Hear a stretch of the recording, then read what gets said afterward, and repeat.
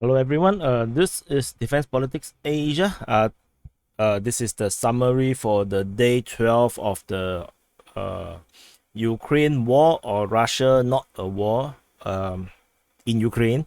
Uh, so now the time is, as per this recording, is actually 9 o'clock in Ukraine. And the a bit of update, let's go from the north. Okay, according to what I understand, the battle of Irpin or Bucha. So Bucha is here, Irpin is here. What I did saw a situation update. I think, not sure if it's Russian source. Usually it's Russian source because the Ukrainians are rather lousy in all this update. Half of Bucha is actually Russian control. The other half is Ukrainian. And of course, this being not that far away, this like it just keep changing hands. So goodbye to anyone who have property here. Start earning money.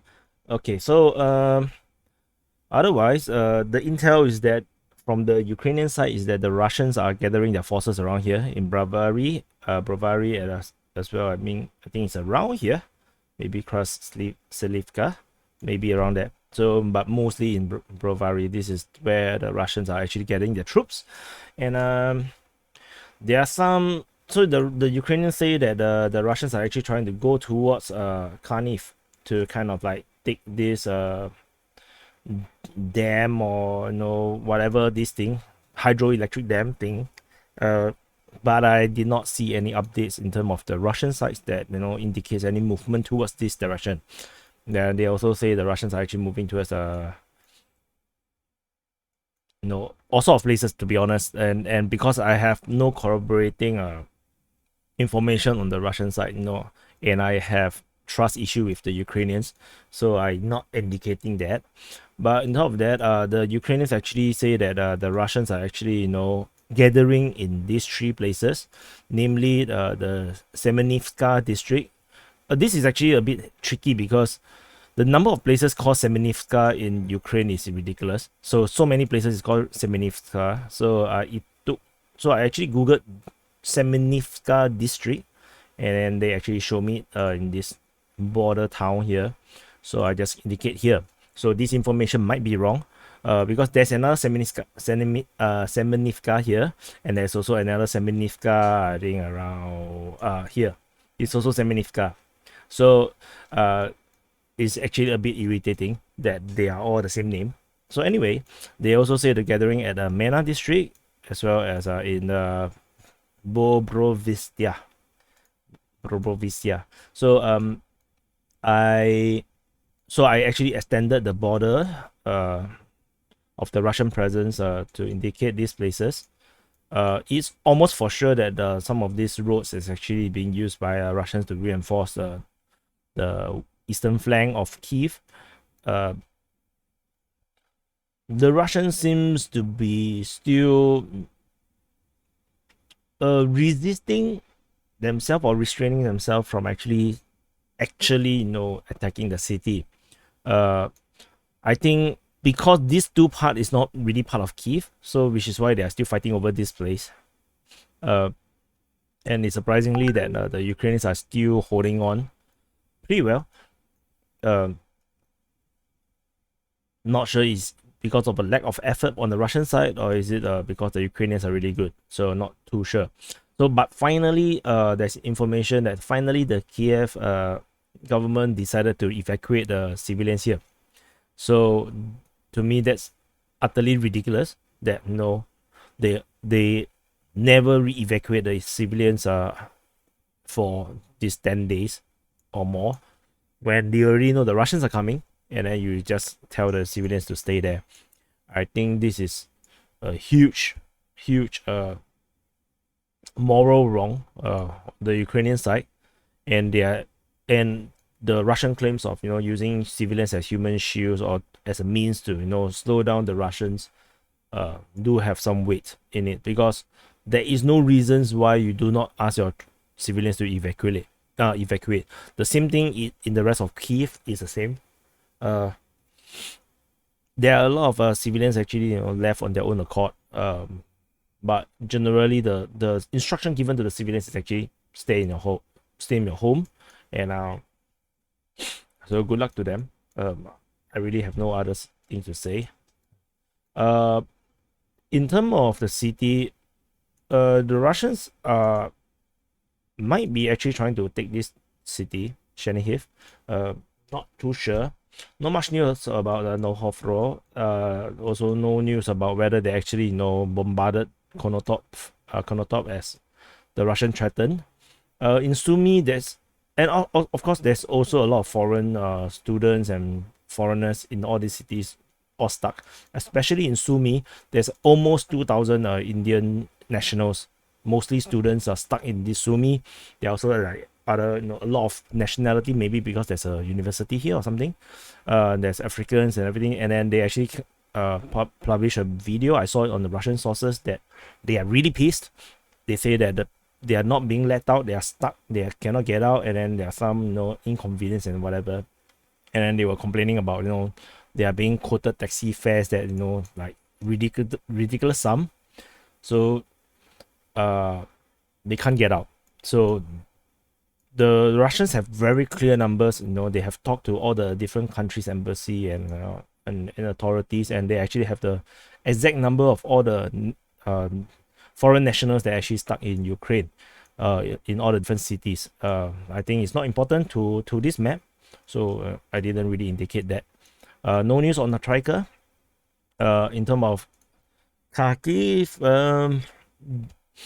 the battle still rages. Not much information. The southwest entry point route for the Ukrainians reinforcement still continues to be open, so they're likely that the reinforcement to Kharkiv Ukrainian forces continues to strengthen as we speak. On the battle of Izyum, so this is Izyum. So the northern half is definitely officially taken by the Russians. So this entire northern half split by the river.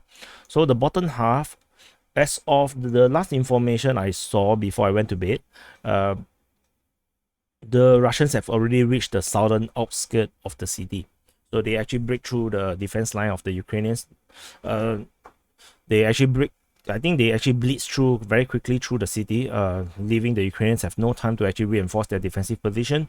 They actually rush through the river. So when I actually created the quick update for this news where Izyum's northern half has fallen, I was under the assumption that there's only 3 bridges coming to the southern part, and the bridges outside of the city is actually very far away. And I thought that this will become a important choke point for the Ukrainians, and then I was wrong. The Ukrainian defense was totally crumbling within the city. The Russians, as when I posted the video, the Russians just crossed the bridge into the southern half, and by the end of the day, end of the night for me, before I go to bed, just when I finish publishing all the latest updates that I have, the Russians have already reached the southern outskirts, and then they were reporting they are still fighting. As of now, I'm not sure what's the information. I haven't dared to go and take a look yet, because when I start doing the updates, then I will not be able to do this summary. So I want to finish this summary first. But I'm assuming that Izyum has fallen. So onto the Luhansk side. In the Luhansk side, after days of consolidation over here, the Luhansk forces, with the support of Russian force, or they could be Luhansk forces exclusively. Actually, I have no idea what's the difference now. The Luhansk forces actually started a mass offensive against Severodonetsk on probably around 3 or 4 different directions. So there is down this road where they took Zetlivka and Kremina down this road. Then they also took Kudrashivka, and they actually punched through this line here into Vojevodivka, and they also secured the Verovenki, Pudivka, and also Smolyaninove. So these are they actually captured this place. This which previously I was already assumed that it's under Russian control. Then they kind of officially taken it. They took this one. They break into the city from here, and then there's actually a few roads, and there's actually a lot of other small roads that leads into the city. So Severodonetsk is surrounded by forests, so it's going to be a tough fight. But this is actually the very last stronghold in Luhansk for the Ukrainians. Once Severodonetsk and the sister city, the Lysychansk, fall, then I believe that the entire Luhansk line will crumble for the Ukrainians, and Luhansk will be fully liberated by the Russian and Luhansk forces. And then the entire defense line will have to drop to this line or to the other two cities of Sloviansk and Kramatorsk. So previously, I thought that they would actually do a flank encirclement. So apparently they did not. They decided to actually go head on against Severodonetsk. Maybe this is a bit. Maybe the river is actually blocking their way. This could be a very possible reason why they did not actually go through this forest into this land, because there is actually very limited number of bridges that you can cross from when I was actually looking at the Izyum front. Like from the Izyum, if you follow the river, the closest crossing point is actually all the way here in this town called Yaremivka. So imagine Izyum, but then the closest crossing point is here. So the number of bridges here is rather limited. As usual, from my observation of the entire Ukrainian war, their road network is shit. So this actually kind of like become some form of a natural defense for the Ukraine. So maybe that's the reason why they're actually going on the frontal assault against Severodonetsk. So the front here is all still holding very well for the Ukrainians. This just shows how entrenched they are. And then on the Donetsk front,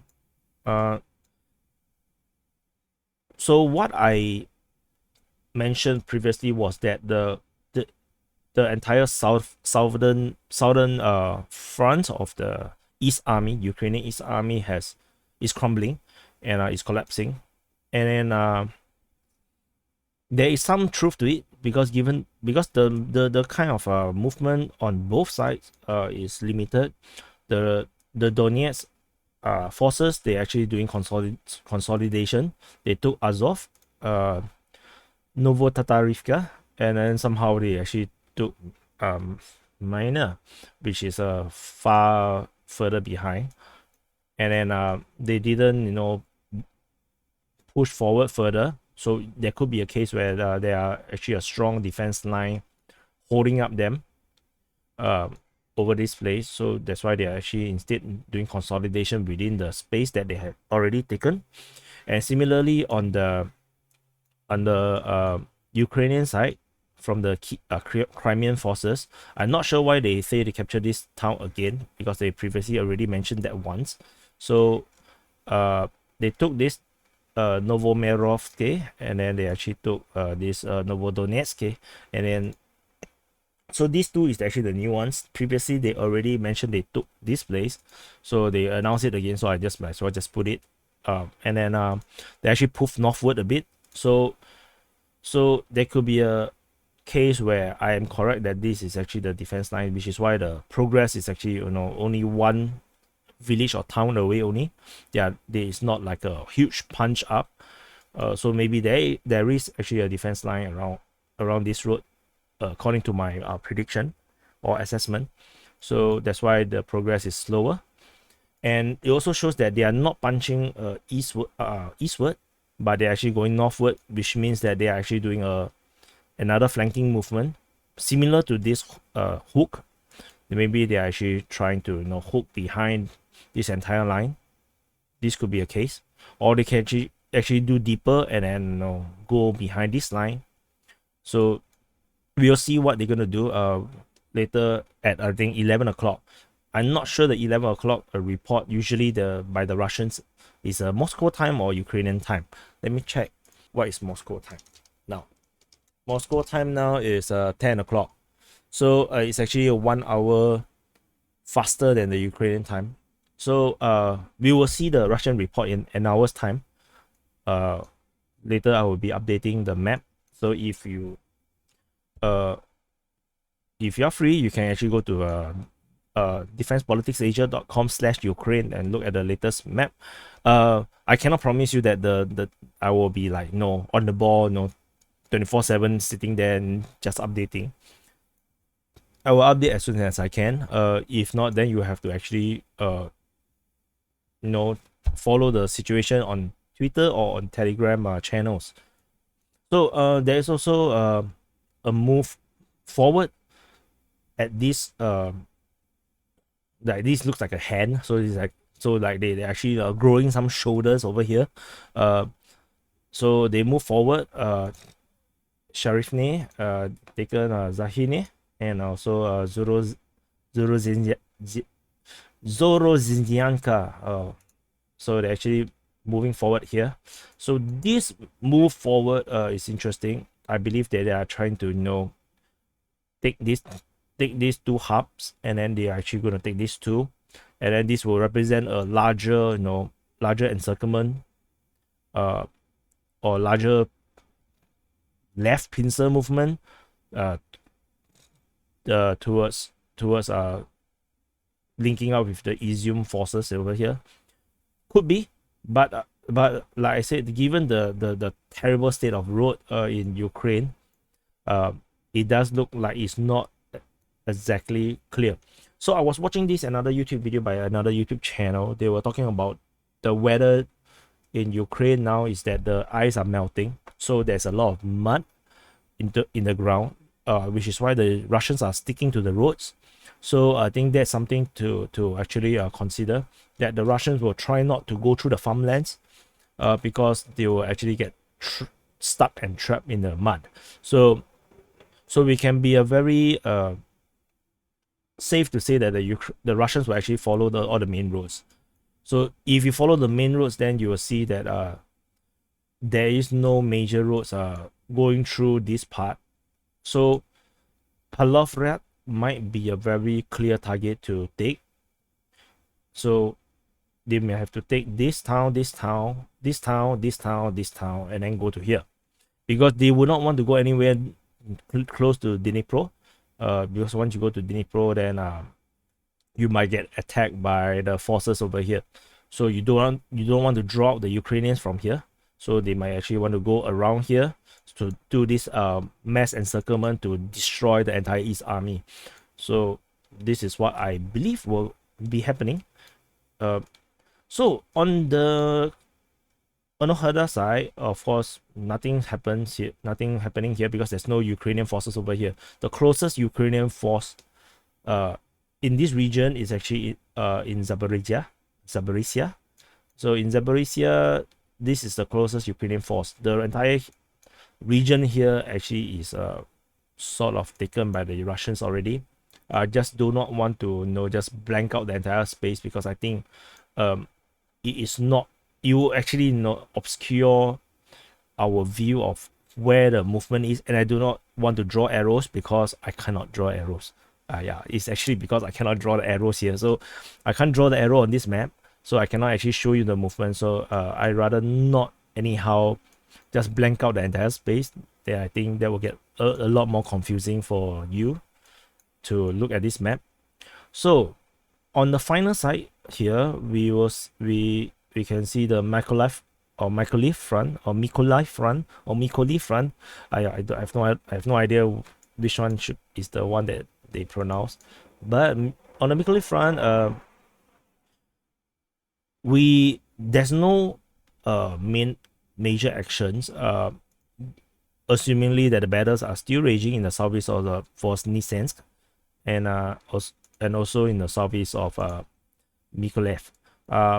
The Ukrainians have blown up this little bridge here along this canal. They blew up this bridge for this road, so they are limiting the advance to the city to only this road, and from the south. So previously I was assessing that because the both cities actually gain reinforcements, and the Russians use the word significant reinforcements. So I was assuming that the Ukrainians might want to start a counter-offensive in the Mykolaiv front, but because they blew up this bridge, so this also is a signal that the Ukrainians are not going to do a counter-offensive, at least on this from Mykolaiv city. So they're going to hold this city, maybe Stalingrad style. So so this is what I can gather from the actions taken. But what is significant is that we actually receive information that where the Russians are actually holding up at. So because previously it was very confusing because the Russians are everywhere on the road, and then it's not clear where they are. So we have received information that they are actually in 3 entrenched position in the Mykolaiv front. So there's one in the Halisinove region.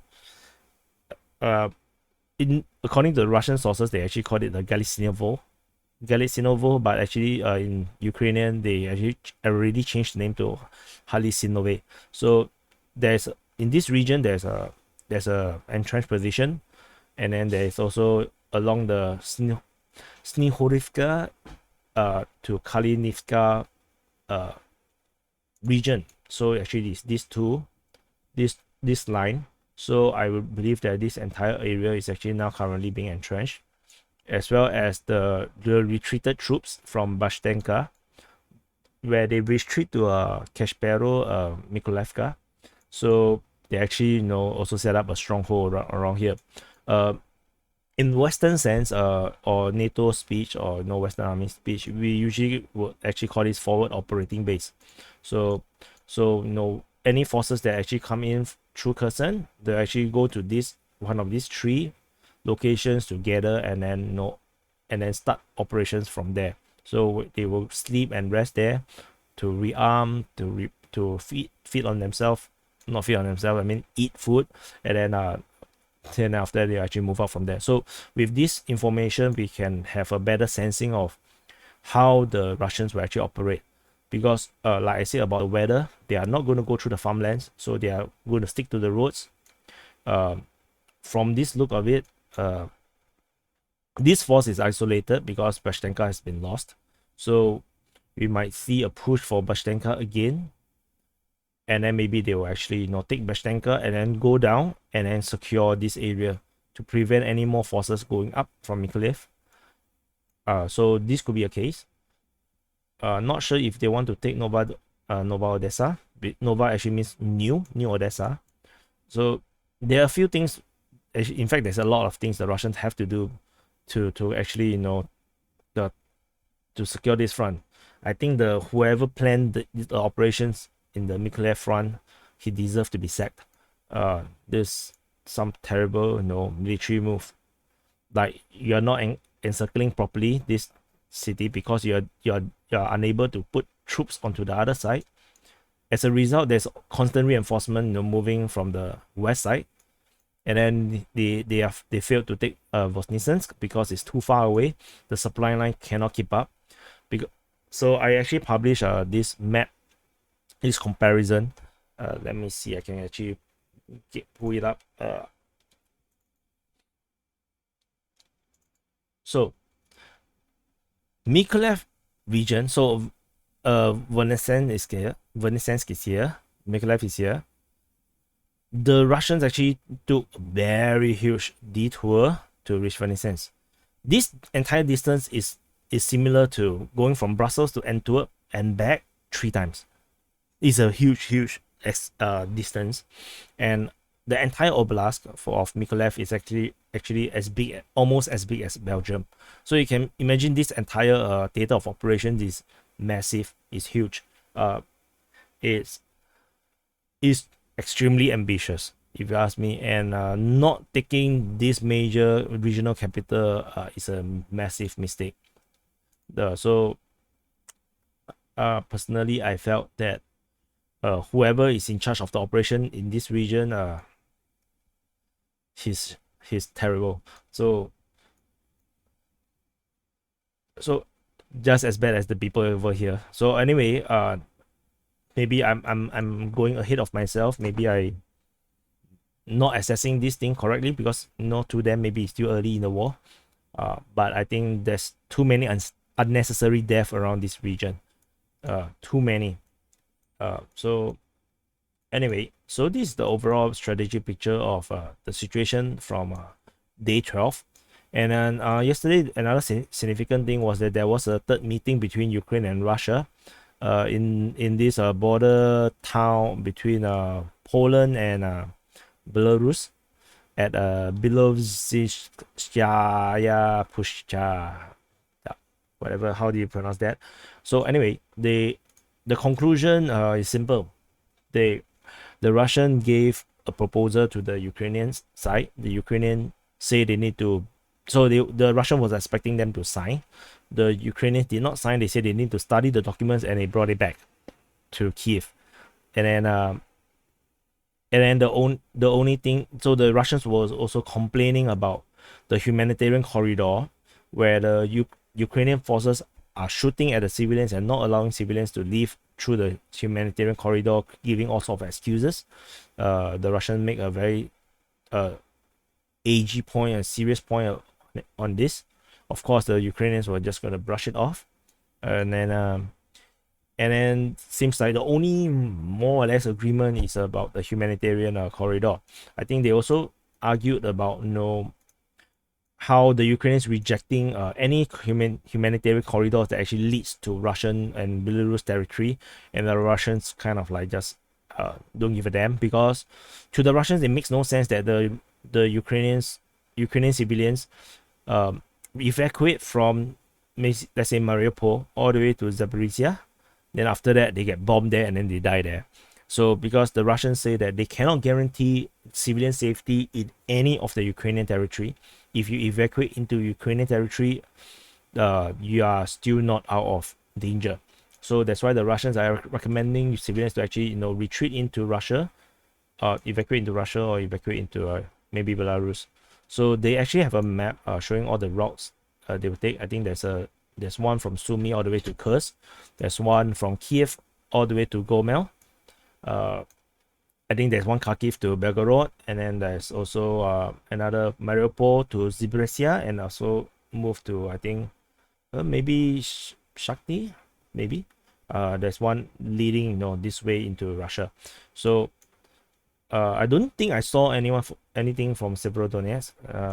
So this is the situation we have at this moment in the morning of Ukraine.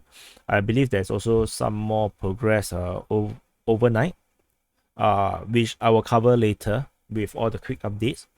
So thanks for watching. This is almost half an hour long, this summary, and then I will of course urge you, as usual, please subscribe, and then do like the video. By liking, this video will more likely to appear on other YouTube users front page as a recommended video, and then so we can share more of this balanced view and actual situation on the ground, with no propaganda, no misinformation, or at least minimal misinformation, so that we actually understand what is happening on the ground, rather than the everyday the Ukrainian official, I'm talking about the officials report from Ukraine, is that every day the Russians are demoralized. They are actually throwing their weapons, they are actually running away, they are actually the Russian soldiers are running away from their army, they are surrendering, they're demoralized, and the Ukraine will win, and then the glory to Ukraine, like that kind of bullshit, right? I'm just not interested, because it makes no sense. Because we see all this movement, and I also saw this YouTuber who is a journalist on the ground. I think his surname is Lancaster. He's actually in Donetsk. He's actually moving around in the taken territory and then interviewing people on the ground. Some of the stories are, some of the things that the locals say are so depressing. They say that they are getting bombarded every other day, and then they are so happy that the DPR forces and the Russian forces is there, liberated them, and for once in a very long time, they do not have an explosion and gunshots happening around them. And they also show some of the Ukrainian military positions, and how they destroy the bridges that is essential for the civilians actually to cross and travel to get food or get to communicate. And they also say that they have no electricity. There's also another clip where the Russian bank actually came and actually exchanged notes with the bank notes with the locals, taking their Ukrainian notes and giving them the Russian currency, because that's what they will be using from now on in the occupied territory, or not occupied territory but liberated territory, depending on your perspective. And they will start to use Russian notes. So that's why the banks are here. They also have heavy equipments to actually dismantle all these military positions where there's a lot of sandbags, and it's not very humanly practical to use human power. So they actually have heavy vehicles to kind of like dismantle all these pillbox and everything. So what you see on the media outside is incomplete. There's a lot of humanitarian actions by the Russians in the territory that they had so-called liberated. And then the people, especially in the Donbass area, are really happy that they are here, because they are the victims of the 8 years of civil war in Ukraine. So that, but of course, you might think that, I'm so pro-Russia. It's not pro-Russia, because I don't need to spell to you the things that the Western media is saying, because it's everywhere. So that's why I have to emphasize a bit more on the Russian side, because you're not going to see them anymore, because Sputnik is banned, RT is banned, a lot of these Russian news sources is all banned. So the only way you can get it is actually through Telegram channels, and also of course some independent journalists that is actually on the ground, which you can still follow them on YouTube, at least as of now. So I do want to share a bit that this is the reality. You can deny it, you can disagree with it, but that's the truth. The people here hates Ukraine, to be honest, from as far as I can tell from those interviews, and that's as real as it can get. They actually hate it. They hate the Ukrainians. But of course the Ukrainians hate the Russians over here. So it's fair, because these people are not here. They do not know what they've gone through. And then these people are also more akin to the Russians, because they speak Russian. So that's the reality. So there's nothing being pro-Russia or pro-Ukrainian about all this. This is just the truth. And then have I covered Mariupol? I think I missed out. Okay, sorry, I missed out Mariupol. So Mariupol.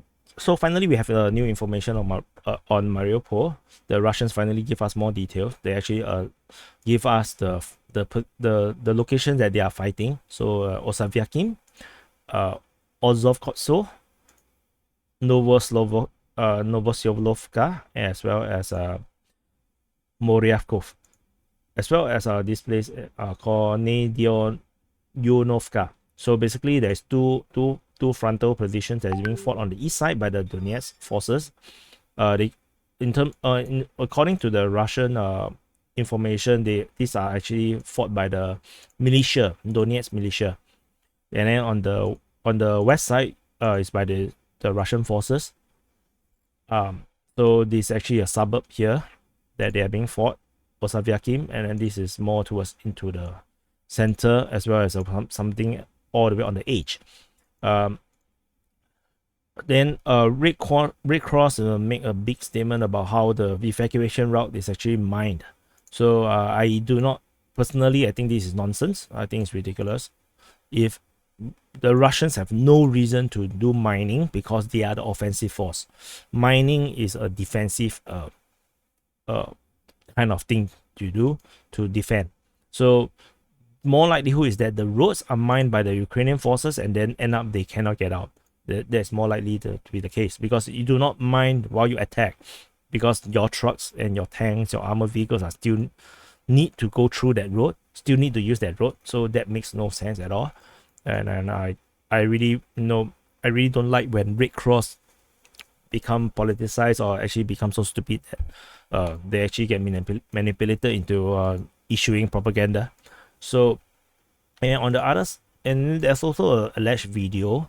There's a video alleging that the Azov battalion actually friendly fire at the 36th Brigade. So the Russians took Satana. Forgot to tell you about this. The Russians took this Satana suburb. Finally, they actually took it, and then the Ukrainian forces that were based in Satana actually started retreating in their armored vehicle. They allegedly the 36th Brigade, and then as they are traveling in, the Russian sources claim that the Azov battalion actually fired at the Ukrainian forces that were retreating because they were paranoid. They thought that those are Russians, and they started firing at them. The word they used was actually shelling. They shelled the Ukrainian forces, but the video was so blur, I can't really tell what's happening. I just hear a lot of explosion and a lot of machine guns and gunshots. I can't really tell what's happening. So they successfully retreated into the city. But so this alleged friendly fire, and then also on by the Russians defense ministry, this is an official statement. They actually quoted a specific event where 150 civilians were actually retreating down this road or around this direction, and then they were actually going towards the Russian position, and then behind them was the Ukrainian forces. They call it the Ukrainian nationalists, and then upon spotting the Russian forces, or they actually in this piece they call it the DPR, which is the Donetsk People's Republic servicemen or militia. They started firing at the Donetsk forces, and then they are actually behind the civilians, and they are actually firing at the Donetsk forces. As a result, 4 civilians were killed, 5 were wounded. The rest were actually all evacuated by the Donetsk militia through Vinograd to control territory. In Ukrainian, it's actually Vinohradne. So they actually secure them, and then they actually brought them to safety. 150 civilians. So, but 4 are dead. So it's not 150 already. It's maybe 146. So some tragedy there. But this is the situation that the Russians kept pointing fingers at the Ukrainians. So it can be propaganda, but the likelihood that it's true seems to be a bit higher than it's just lies. So the battle rages on for Mariupol, and then that's the summary for today. And then do like and subscribe, and I will see you in the next update.